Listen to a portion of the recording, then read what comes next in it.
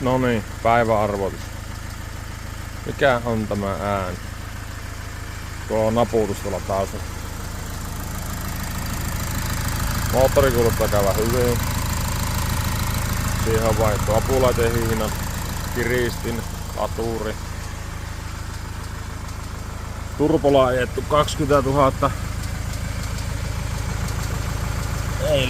Ei löydy äänen syy.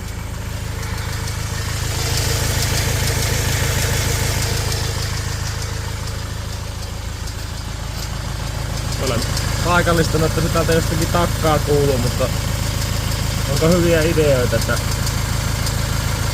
mikä tuo naputus se voisi olla?